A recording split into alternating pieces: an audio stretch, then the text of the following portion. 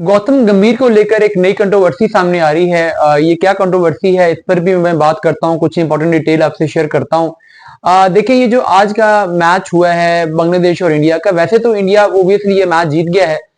2 points इनको मिल गए हैं, लेकिन इस मैच में दो तीन चीजें एक्सपोज भी हुई।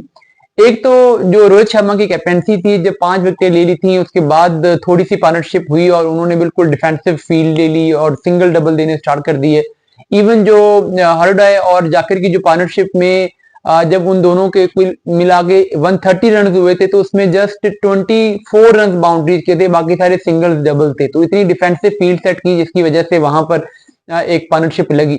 इसके अलावा जो इंडियन स्पिनर्स हैं, जब पार्टनरशिप लगी तो उनके अंदर पार्टनरशिप ब्रेक करने की एबिलिटी नजर नहीं आई। आज इतनी बड़ी पार्टनरशिप मिडिल ओवर में अगर लगती है और यहाँ पर कोई बड़ी टीम होती और इस तरीके से पार्टनरशिप सेट होती, तो स्कोर 270, 280, 290 तक भी जा सकता था।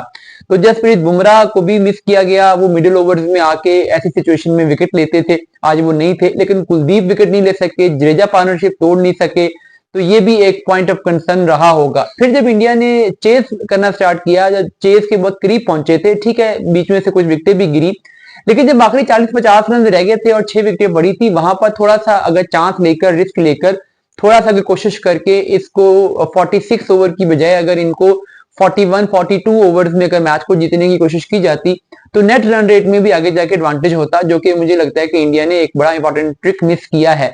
खासकर अगर ऐसा हो जाता है, जिसके चांसेस कम है, लेकिन अगर ऐसा हो जाता है कि तीन टीमें 6 पॉइंट्स ईच पे होती हैं, तो फिर रन रेट भी प्ले पे आएगा। तो ये एक इंपॉर्टेंट एलिमेंट था, जिसको आज शायद टीम मैनेजमेंट ने उस तरीके से कंसीडर नहीं किया। एनी हो, अब आते हैं जो गौतम गंभीर जिस कंट्रोवर्सी में फंसे हैं।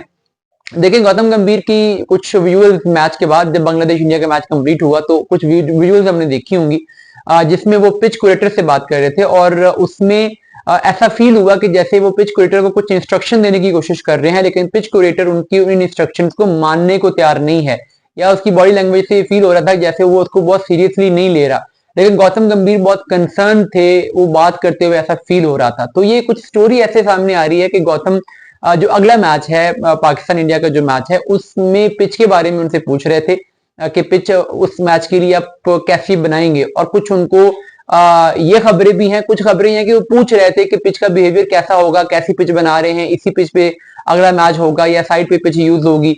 कुछ खबरें ये हैं कि नहीं, वो उनको इंस्ट्रक्शन दे रहे थे कि नहीं, आपने ऐसी ड्राई पिच बनानी है, तो वो उनको ऐसी पिच बनाने के लिए इंस्ट्रक्शन दे रहे थे जहां पर स्पिनर्स बहुत ज्यादा इफेक्टिव हों, क्योंकि ऑब्वियसली इंडिया एक स्पिन डोमिनेटिंग अटैक है और पाकिस्तान के पास स्पिनर्स हैं ही नहीं, तकरीबन ना होने के बराबर है।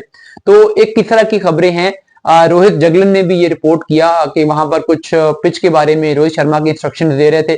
लेकिन बहरहाल पिच क्यूरेटर का जो बॉडी लैंग्वेज थी, उसको देख के हमें अंदाजा होता है कि उन्होंने कुछ ज्यादा सीरियस लिया नहीं है, और गौतम को ये करना भी नहीं चाहिए। गौतम के पास एक तगड़ी टीम है, स्ट्रॉन्ग टीम है। इस तरह के जेस्चर जब आप देते हैं, तो उससे खा मखा की कंट्रोवर्सी क्रिएट होती हैं। तो टीम पे ट्रस्ट करें, अपने कॉम्बिनेशन पे ट्रस्ट करें, और इस तरह की कोई चीज बहरहाल अब वो हुआ है, लेकिन ये होना नहीं चाहिए। पिच क्यूरेटर्स के साथ आफ्टर मैच इस तरीके से गौतम का आना, ये कोई ज्यादा अच्छे विजुअल्स नहीं गए।